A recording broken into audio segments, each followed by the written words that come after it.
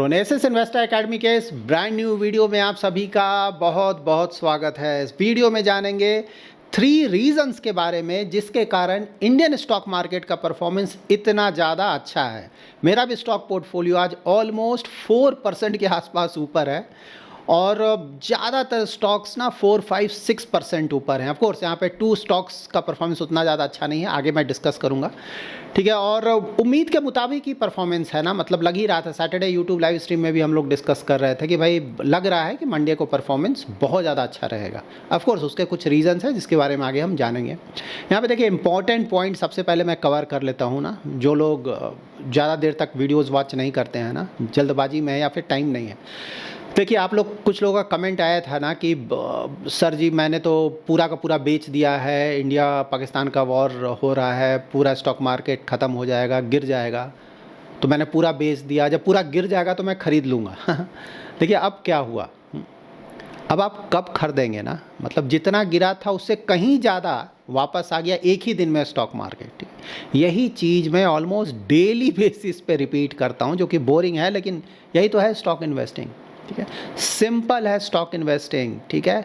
क्या करना है, क्वालिटी अच्छा रखना है और लॉन्ग टर्म तक बने रहना है। देखिए यहाँ पे स्टॉक मार्केट में ओवर स्मार्ट पीपल ना, बहुत ज़्यादा ओवर स्मार्ट, ऐसे लोगों की ज़रूरत नहीं है। आपको दिक्कत होगा अगर ओवर स्मार्ट हैं, तो स्मार्ट बने, ज़्यादा अच्छा होगा, ठीक है। उसके बाद थ्रिल, एक्साइटमेंट ना, एवरी सेकंड मुझे कुछ करना है, एवरी मिनट मुझे कुछ करना है ना, बेचो खरीदो, ठीक है। ये सब देखिए सही बात है, आपको थोड़ा इंटरटेनमेंट आपका हो जाएगा, लेकिन अगर पैसा कई गुना बढ़ाना है स्टॉक मार्केट में ना, इन्वेस्ट करें और बने रहें। यही चीज़ मैं बार बार बताता हूँ ना, स्टॉक मार्केट ऐसे ही मूव करता है। 1-2 दिन में ही अचानक इतना ज़्यादा रिटर्न दे देना है, कुछ महीनों का रिटर्न उसी समय आपको आ जाएगा और उसके बाद मार्केट फिर अप डाउन वोलाटाइल रहेगा, थोड़ा बहुत कोई रिटर्न नहीं आएगा, ठीक है। तो इसीलिए बने रहें, ठीक है। तो ये ध्यान में रखें। और आज तो बुद्ध जयंती भी है ना, तो बेस्ट है यही, बुद्धा भगवान जो हैं उनका यही है ना कि भाई काम रखो, कामनेस रखो। स्टॉक मार्केट में वही रूल है, ठीक है। शांत रहे, ज़्यादा जोश में ना आए, जोश में होश ना खो दे, ठीक है। यानी हाँ देखिए, आप लोग का क्वेरी आया था ना कंपाउंडिंग और सिल्वर पे, बहुत सारे यूट्यूब पे वीडियोस आ रहे हैं ना, सिल्वर इन्वेस्टिंग, तो ये मैं कवर करूँगा इस वीक। आज तो टाइम नहीं होगा, लंबा हो जाएगा वीडियो, दोनों को मैं इस वीक के वीडियोज़ में कवर करूँगा।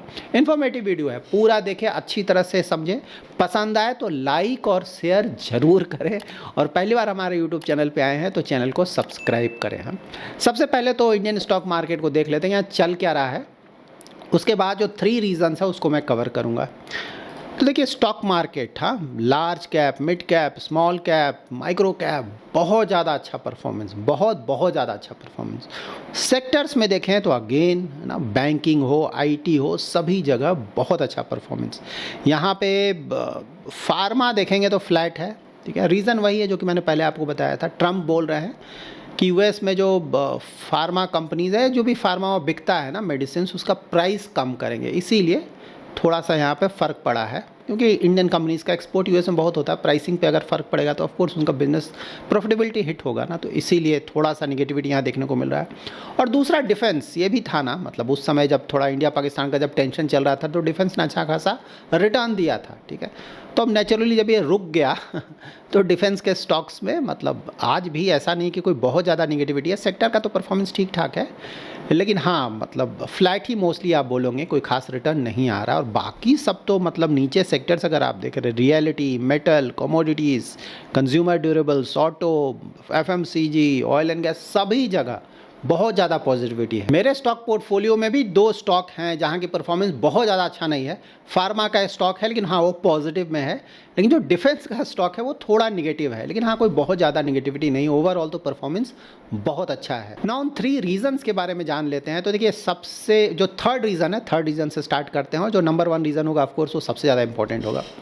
तो नंबर 3 रीज़न है कि यूएस का फ्यूचर्स चेक करेंगे ना, क्योंकि स्टॉक मार्केट तो फ्राइडे को बंद हो गया, ठीक है। अब वो आज रात में खुलेगा, तो फ्यूचर से ही हमें इंडिकेशन मिलेगा कि यूएस मार्केट में क्या चल रहा है। यूएस में सभी कुछ 1-2% तक ऊपर है, और खासकर नैस्डैक देखें ना, इसका परफॉर्मेंस इतना अच्छा है, और इसीलिए इंडियन आईटी कंपनीज़ का परफॉर्मेंस देखेंगे तो रिलेटिवली दूसरे जो सेक्टर्स हैं उसके मुकाबले आपको कहीं ज़्यादा अच्छा लगेगा। बहुत बड़ा रीज़न ये भी है। सो ना दूसरे मार्केट्स भी देख ही लेते हैं वर्ल्ड वाइड। तो देखिए एशिया का मार्केट्स अगेन परफॉर्मेंस आपको यहाँ पे ज़्यादातर अच्छा लगेगा। यूरोपियन मार्केट्स का भी यहाँ परफॉर्मेंस चेक कर सकते हैं, ठीक है। सो ओवरऑल पॉजिटिविटी है, ठीक है। तो हाँ, ऑफ कोर्स यूएस मार्केट्स को ही हम ज़्यादा फॉलो करते हैं ना, इंडियन मार्केट्स, इनफैक्ट वर्ल्ड का ज़्यादातर जो मार्केट्स है ना उस पर असर पड़ता है यूएस मार्केट्स का। यूएस मार्केट अच्छा करता है तो एक पॉजिटिव असर पड़ रहा है, ठीक है। तो ये था number 1 reason. Number 2 reason, of course यहाँ पे नंबर 2 रीज़न क्या है भाई, यूएस मार्केट इतना अच्छा क्यों कर रहा है? तो इसका रीज़न ये है कि यूएस और चाइना के बीच जो ट्रेड डील का डिस्कशन था वो स्टार्ट हो चुका है, कल से स्टार्ट हो चुका है, सैटरडे से, ठीक है। और वहाँ पे जो आउटकम आया है कि दोनों साइड से बताया गया कि भाई पॉजिटिव डायरेक्शन में मूव कर रहा है, ठीक है। यहाँ पे ये ध्यान में रखना है कि जो ट्रेड डिस्कशन चल रहा है ये कोई आसान चीज़ तो है नहीं, ये काफ़ी समय लगेगा, हो सकता है कुछ साल लग जाए पूरी तरह से इसे क्लोज करने में। ऑफ कोर्स ये बहुत लंबा प्रोसेस है, कोई आसान नहीं है, लेकिन स्टॉक मार्केट है ना, आपको पता है कैसे मूव करता है, इसीलिए तो बोलते हैं हमेशा इन्वेस्टेड रहो, क्योंकि पहले ही मूव कर लेता है, ठीक है। रिटर्न ऑलरेडी आना लगा है यहाँ से, अगर थोड़ा और पॉजिटिव न्यूज़ आएगा तो आप देखेंगे यूएस मार्केट्स का परफॉर्मेंस और भी इंप्रूव करेगा, उसका असर वर्ल्ड के ज़्यादातर स्टॉक मार्केट्स पे पड़ेगा। तो ये भी बहुत बड़ा रीज़न है। नाउ जान लेते हैं नंबर 1 रीज़न, जिसके बारे में आप सभी को पता है, ठीक है। इंडिया और पाकिस्तान के बीच सीज़ फायर हो गया है, ठीक है। तो यहाँ पे आप लोगों को पहले जब मैंने ये सब डिस्कशन स्टार्ट किया था कुछ दिनों पहले, तो कुछ लोगों का क्वेरी आया था, अरे ये तो पॉलिटिक्स आप क्यों डिस्कस करें? पॉलिटिक्स नहीं है, जियो पॉलिटिक्स है। अब होपफुली आप लोग को ये समझ में आ गया होगा, ठीक है। इन चीज़ों का स्टॉक मार्केट पे बहुत ज़्यादा असर पड़ता है, ठीक है। आज भी देख रहे हैं और जब चल रहा था तब भी आपने देखा ना, असर तो पड़ रहा था, ठीक है। तो देखिए यहाँ पे सबसे बड़ी बात क्या है ना कि इंडिया एज अ कंट्री जो चाहता था वो अचीव कर लिया। मतलब हम क्यों इसमें गए? क्योंकि भाई टेररिस्ट अटैक हुआ था, फिर हुआ कि हमें बदला लेना है और पहले से कहीं ज़्यादा बड़ा बदला होना चाहिए, ठीक है। और तो वो हमने किया ना, 9 टेरर कैंप्स पर अटैक किया। आज तक ऐसा कभी हमने नहीं किया था, पहली बार ऐसा किया। और अभी तक जो बोला जा रहा है कि 100+ टेररिस्ट्स मारे गए, जो कि और प्लस पंजाब में घुसकर ना बड़े बड़े जो उनके हेडक्वार्टर्स थे, टेररिस्ट के हेडक्वार्टर वहाँ पाकिस्तान में, उसको मारा है। तो ऑफ कोर्स अचीवमेंट तो है।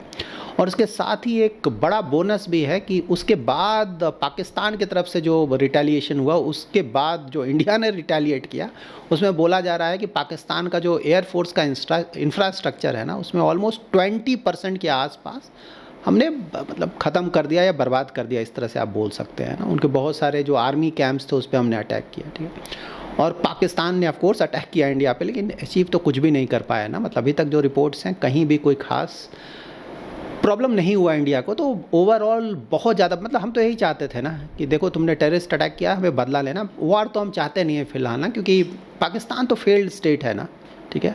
और चाइना भी चाहेगा कि वॉर हो ताकि इंडिया को, कि देखिए वॉर किसी के लिए भी अच्छा नहीं है, ठीक है।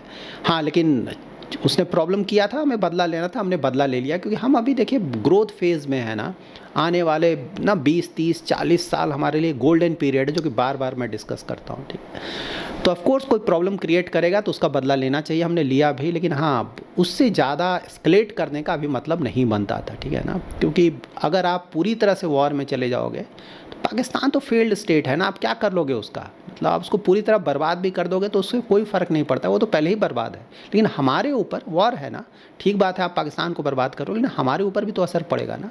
मतलब बोला जा रहा है कि वहाँ पे पाकिस्तान में 40-50 सोल्जर्स का भी डेथ हुआ है इसमें, ये हमारे भी 5 सोल्जर्स का भी तो डेथ हुआ ना, और साथ ही सिविलियंस का भी कुछ डेथ हुआ, ठीक है। तो इस तरह से देखें तो मोस्टली देखिए ये बोला जा सकता है ना, जैसे 1971 में भी जो वॉर हुआ था, उस समय पाकिस्तान एक न्यूक्लियर स्टेट नहीं था, बात अलग था उस समय, ठीक है। अब वो एक न्यूक्लियर स्टेट है, तो बहुत सारी चीज़ें सोच कर करनी पड़ती हैं। देखिए 2016 में हमने जब उसने प्रॉब्लम किया पाकिस्तान ने, तो हमने अटैक किया, लेकिन वो बिल्कुल लोकल छोटा मोटा अटैक किया। उसके बाद फिर से पाकिस्तान ने प्रॉब्लम किया, तो 2019 में हमने थोड़ा और ज़्यादा अंदर घुसकर अटैक किया, थोड़ा बड़ा अटैक किया, ठीक है। उसके बाद 2025 में जब पाकिस्तान ने प्रॉब्लम किया तो हमने और भी बड़ा अटैक किया। तो धीरे धीरे हमारे तरफ से जो रिस्पॉन्स है ना, वो बड़ा होता जा रहा है, ठीक है। अगर इसके बाद पाकिस्तान फिर से कुछ प्रॉब्लम करता है तो रिस्पॉन्स और भी ज़्यादा बड़ा होगा। तो इंडिया भी ऑफ कोर्स जैसा करना चाहिए वैसा किया जा रहा है। और देखिए पाकिस्तान ना, मैंने हमेशा बोला डेविल कंट्री है, मतलब वो हेट के कारण स्टार्ट हुआ था। आइडियली हमें पाकिस्तान को अलग करना ही नहीं चाहिए था ना। हम लोगों ने सोचा कि भाई पाकिस्तान को अलग कर देंगे तो चलो झंझट है, ये सब गंदगी फैलाएंगे, हटा दो, ठीक है। लेकिन हटने से गंदगी नहीं फैलाना, अच्छा ये होता कि अपने साथ रखते, ताकि एटलीस्ट अगर कोई गंदगी फैलाता तो हम तुरंत उसको कुछ कर सकते थे। अब तो वो कंट्री अलग हो गया ना, अब कुछ करने के लिए आपको इंटरनेशनल लाइन क्रॉस करना पड़ता है। उन्होंने एटम बम बना के रखा हुआ है, प्लस बहुत सारे देश का उनको सपोर्ट है ना, मतलब चाइना का पूरा सपोर्ट है, यूएस भी काफ़ी हद तक सपोर्ट करता है उसको, क्योंकि काम आता है ना, यूएस के बहुत काम आता है। यूएस जब भी थोड़ा प्रॉब्लम क्रिएट करेगा तो यूएस को कोई टेररिस्ट पकड़ के दे देगा ना। पाकिस्तान में तो सारे टेररिस्ट बैठे हुए हैं ना, कि ये लो टेररिस्ट, उसके बदले में यूएस पैसा भी देगा कि वेरी गुड तुमने एक टेररिस्ट दिया। बहुत सी चल रहा है। प्लस यूएस पाकिस्तान को यूज़ करता है, चाइना पे भी नज़र रख सकता है, इंडिया पे नज़र रख सकता है, अफगानिस्तान पे नज़र रख सकता है। बहुत यूजेज है पाकिस्तान, क्योंकि पाकिस्तान तो फेल्ड स्टेट है ना, उसको कोई भी थोड़ा पैसा दे देगा, उसके लिए कोई भी काम करने को तैयार है। तो कोई भी नहीं चाहेगा, मतलब यूएस हो या चाइना हो, कि भाई पाकिस्तान को हटाया जाए, पाकिस्तान को रखा जाए। काम का कंट्री उनके लिए, ठीक है, हमारे लिए ऑफ कोर्स ये हेडेक है। तो ये सब चीज़ें हमें समझनी पड़ेगी। फिर से आप ये मान के ना चलें कि पाकिस्तान प्रॉब्लम नहीं क्रिएट करेगा, फिर से प्रॉब्लम क्रिएट करेगा। बट हाँ, हमें यही करना है कि हमारा जो एस्केलेशन है ना, उसे बढ़ाते जाना है, ताकि थोड़े ज़्यादा समय का शांति हो ना।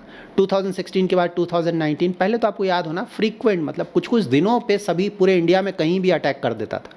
उस समय तो बहुत कमी आया ना।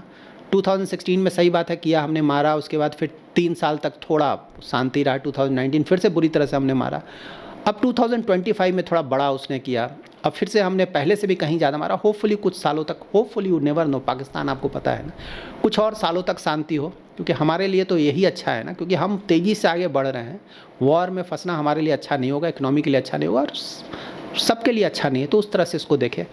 और देखिए, सबसे बड़ी बात क्या था ना हमारे लिए, देखो अभी जो मेरा मानना है ना, कि जो हमने इंडस वाटर ट्रीटी को जो एम्बेंस पे डाला है ना, कि भाई वो बंद कर रहे हैं हम अपने तरफ से, वो सबसे बड़ा गेम चेंजर है। ठीक है, ये तो ठीक बात था, पनिश करना था फॉर द टाइमिंग, ज़रूरी था, हमने किया, लेकिन उससे बड़ा अचीवमेंट हमारा वो है। ठीक है, क्योंकि अगर इंडिया ने ना नेक्स्ट 3-4 ईयर्स या 5 ईयर्स में कुछ बड़े बड़े डैम्स वहाँ बना लिए, ठीक है, और धीरे धीरे पाकिस्तान का पानी रोकना बंद कर दिया, पाकिस्तान का पूरा मतलब ऑलमोस्ट 70 to 80% डिपेंडेंस है इस वाटर पे। ठीक है, तो अगर वहाँ हमने एक अचीवमेंट किया तो वो सही बात है, गेम चेंजर होगा ना। उसको सीधे हम टेरर एक्टिविटीज़ से लिंक कर सकते हैं, भाई कुछ भी करोगे पूरा का पूरा पानी रोक देंगे। ठीक है, तो ये बहुत बड़ा अचीवमेंट है। लेट्स सी, गवर्नमेंट को सीरियसली अगर काम करता है, 4-5 ईयर्स में कुछ बड़ा यहाँ पे डैम बना लिया जाता है, तो बहुत बड़ा गेम चेंजर है। इनफैक्ट वर्ल्ड बैंक के जो चीफ हैं, इंडियन ही है ना, अजय बग्गा, वो तो इंडिया में ही आए हुए थे, प्राइम मिनिस्टर से भी मिले हैं। तो पहले पाकिस्तान हल्ला कर रहा था ना कि वर्ल्ड बैंक के पास जाएंगे, वर्ल्ड बैंक ने सब कुछ कराया है। 1960 में ट्रीटी हुआ था ना, इंडस वाटर ट्रीटी।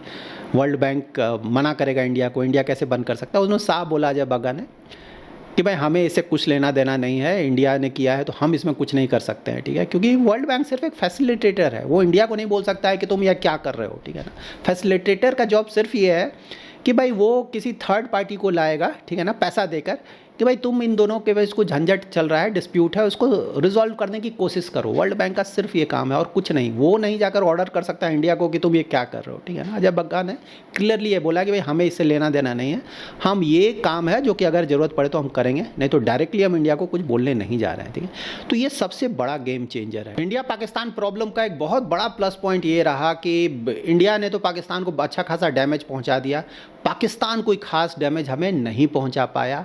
और उससे भी बड़ी बात, पाकिस्तान को खुद आना पड़ा इंडिया के पास कि इसे हम बंद करते हैं ना, ये बहुत बड़ा अचीवमेंट है। और यहाँ पे एक और इंटरेस्टिंग क्या है कि पाकिस्तान के प्राइम मिनिस्टर का अगर आप स्टेटमेंट सुनेंगे ना, वर्ल्ड के ज़्यादातर कंट्रीज़ को थैंक बोला उन्होंने, भाई आपने इसे रुकवाने में मदद की। ठीक है ना, यूएस को बोला, चाइना को बोला, सऊदी को बोला, तुर्की को बोला, ऑलमोस्ट बहुत सारे कंट्रीज़ को। ठीक है, और ऑफ कोर्स इंडिया तो इन चीज़ों को मानता नहीं है ना, जो भी करते हैं हम खुद बोलते हैं, हमने किसी को थैंक्स नहीं बोला क्योंकि हम किसी का बात मानते भी नहीं है। यहाँ पे ट्रंप ने तो अनाउंसमेंट भी कर दिया पहले ही ना, थोड़ा सा ये कंट्रोवर्सी हुआ था कि भाई ट्रंप ने कैसे अनाउंस, ट्रंप आप लोग पता है ना, क्योंकि देखिए पाकिस्तान ने इंडिया को फ़ोन किया, खुद से तो नहीं किया होगा ना, सबसे डिस्कशन किया उसने। ठीक है, तो भाई उधर से बोला गया कि तुमको फ़ोन करना पड़ेगा, इंडिया तो ऑफकोर्स करने नहीं जा रहा है क्योंकि तुम्हारे तरफ से प्रॉब्लम क्रिएट किया गया, तो इसीलिए अभी पाकिस्तान की तरफ से इंडिया को फ़ोन किया गया। ऑफकोर्स फ़ोन किया तो यूएस से बिना पूछे तो फ़ोन नहीं किया ना, यूएस के प्रेशर के अंदर ही फ़ोन किया होगा पाकिस्तान ने, तो यूएस को तो पहले पता ही था कि भाई बंद होने वाला है, तो इसमें तो कोई डाउट नहीं। लेकिन हाँ,